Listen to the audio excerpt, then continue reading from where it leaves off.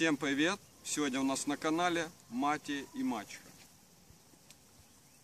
Сейчас мы будем собирать листья, и они собираются или до цветения, или после цветения.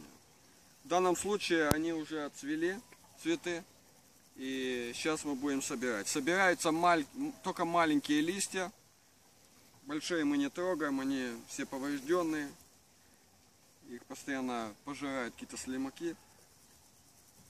Так, сейчас собираем маленькое количество листьев, а потом уже перейдем к нашему столу, и я объясню, зачем и как их использовать в медицине. Все. Собираем именно маленькие листья, большие не трогаем. Вот эти, к примеру. Вот такие, к примеру. Вот это наша мать и мачеха. Когда-то я раньше мать и мачеху из них голубцы готовили. Конечно, у них вкусные такие вообще. И полезные. Собираем определенное количество. Сейчас я соберу немножко и перейдем к столу.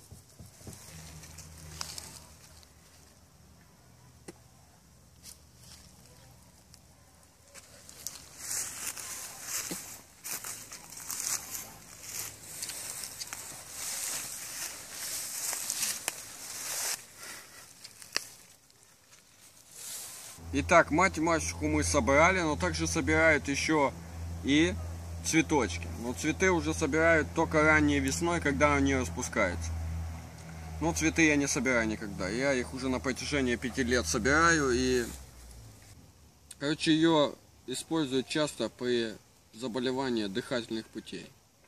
При кашле также используют. Бывает хронический кашель у людей, связанный с определенными вирусами, которые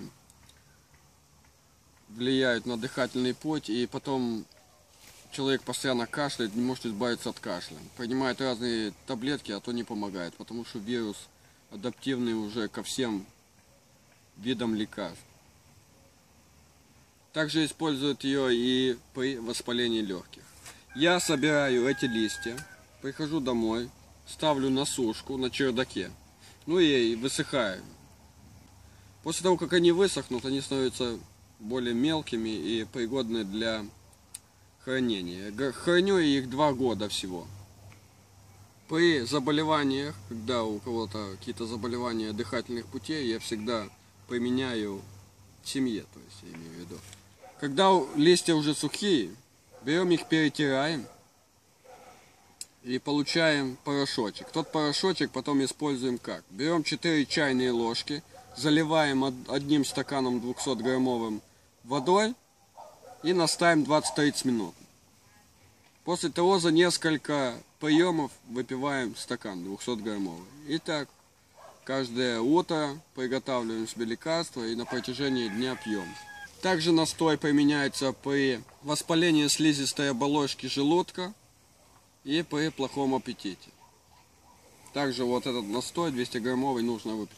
Также мать и мачеху используют при туберкулезе легких. Для того, чтобы лечить туберкулез, мать и мачеха нужно измельчить листья. Берем эмалированную посуду, измельчаем вот эти вот листья, слаживаем их внизу. Потом присыпаем сахаром, потом снова листья, потом снова сахаром, потом накрываем кастрюлей меньшего диаметра, потом накрываем крышкой меньшего диаметра, чем сама кастрюля, чтобы она провалилась вниз. И на ту крышку уже ставим вес. Оставляем на 2 месяца в прохладное место. Ну, к примеру, там в подвал или в холодильник, у кого нету. После того у нас получится вытяжка. То есть это все вот выпустит соки. И вот сок-то такой будет густоватый немного. Через 2 месяца, когда вытягиваем уже кастрюлю, получится уже такая, как каша. На ту кашу, на 1 килограмм той каши добавляем полкилограмма меда, свежего меда, и смешиваем.